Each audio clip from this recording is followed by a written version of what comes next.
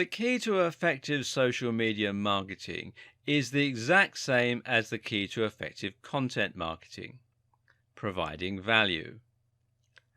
Unfortunately, this is something that a huge number of businesses have absolutely no idea how to do, and that results in some very poorly managed social media. Take a look at the social media pages of your typical local B2B companies, and you'll find that they tend to post some rather uninspiring and vapid statuses and posts. You'll see things like, "Find out why our content management solution is the best in the business," and "Order our EPOS system today and start serving your customers better."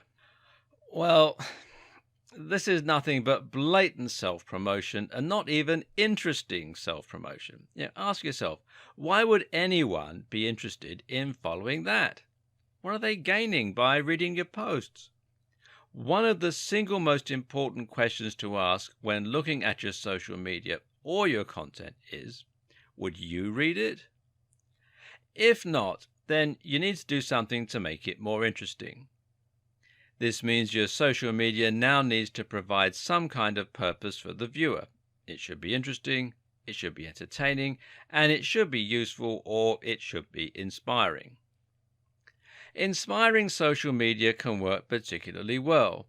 Take a look at Instagram and you'll find lots of accounts filled with people wearing stunning clothes, posing to show off their rippling muscles, or even just showing off their wealthy lifestyle. Then there are the travel accounts with lots of pictures of beautiful mountain ranges and sunsets. Why do these work? Well, because people see those channels and feel inspired. They live vicariously through them and enjoy daydreaming about having a life like that. They know that if they follow that account, they'll be shown many more similarly inspiring posts, and they continue to live the dream. And guess what?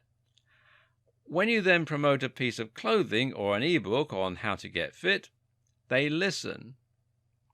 Examples of popular Facebook pages are things like IFL Science, which posts links to articles with some really eye-catching titles and gets tons of likes and tons of shares as a result. The best Twitter accounts are ones run by personal brands that let fans feel as though they're really getting to know them, with insights into their daily routines, with jokes, or with insider tips. Want to make a splash on Pinterest? Then how about creating a board to show off life hacks, or to demonstrate great outfit choices, or workout inspiration?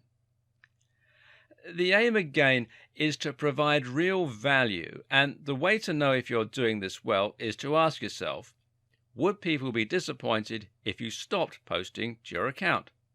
Not just your blog, but your social media channels. Your social media needs to be able to stand on its own 2 feet and be something people enjoy in its own right. That's how you gain followers and shares, and it's how you get people to visit your site and buy your products. Once again, from there, the key is to post regularly and to be consistently on topic. Don't create a blog on fitness, but continuously post on social media about your love of gardening, or people will get tired and leave. How frequently should this be? Well, ideally, the more frequently you post, the better. Several times a day is generally recommended, especially since the likes of Facebook will only show each post to a small percentage of your followers. Now let's look at some more tips for getting your social media right. One thing you might be wondering is how you can provide this kind of entertaining, engaging value when you run a website about life insurance.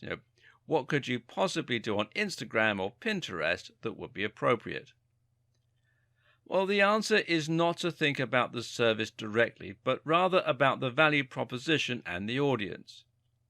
Your aim is to post things that will be interesting to the same demographic and will be relevant, but this doesn't have to mean you only ever post directly about life insurance.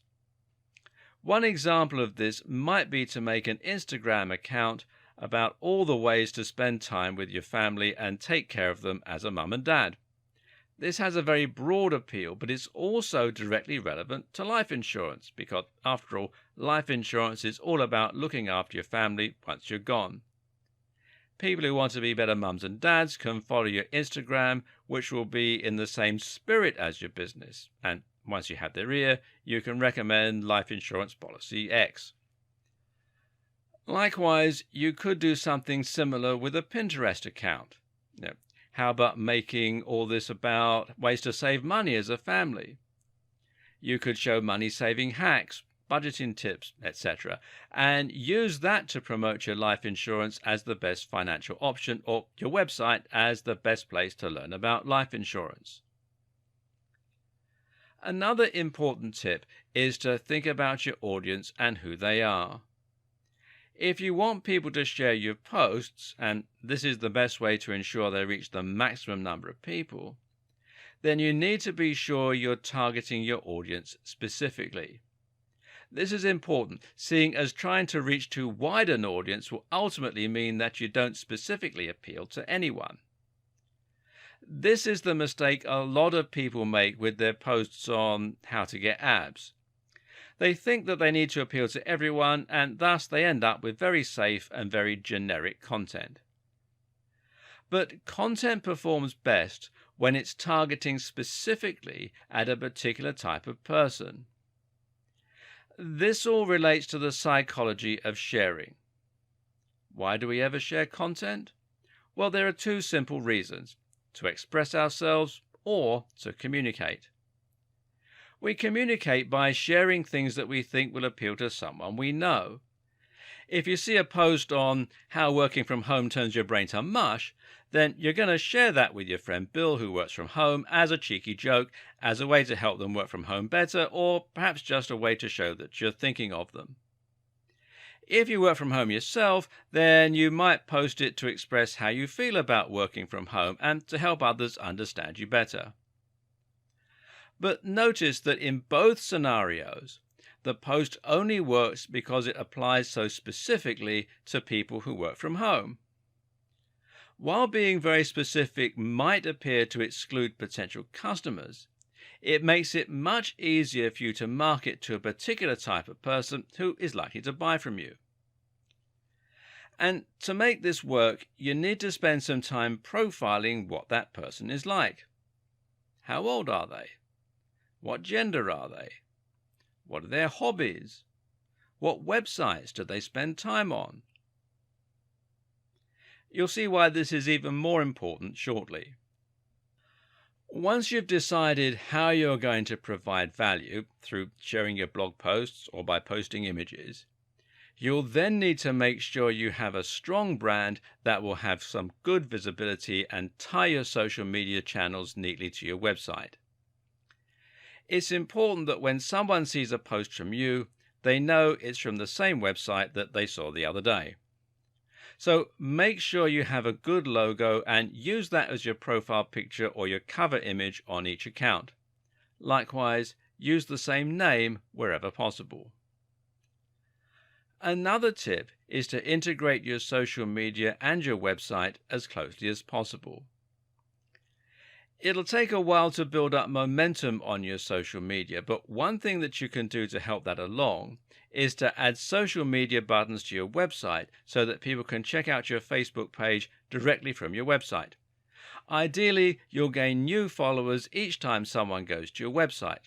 That way, they'll be more likely to see your future posts and share them, bringing in yet more visitors who can subsequently become followers. Also important is simply to ask people to follow you on social media. This is particularly effective in videos, so if you have a YouTube channel, then don't be shy to simply ask the people watching to follow you on Twitter and give them some good reasons to do so. Similarly, at the end of a blog post, why not just ask your readers to share the post with their friends using the handy sharing buttons that you provide? It's also a good idea to integrate your various different posts to save time and to ensure that you fill each channel with as much content as possible.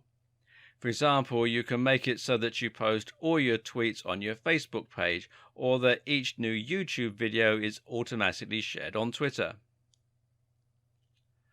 Don't forget that social media is still primarily a communication tool. One of the best ways to ensure people are engaged with you is to actually talk with them and to do something as simple as just following people or liking their pictures. If you've ever used Instagram, then you'll be familiar with how pleasing it is that someone has started following you, especially if they look like a professional brand. Likewise, it's great when they comment and say, "Nice pic." This will motivate you to check out their channel and, in many cases, to follow it.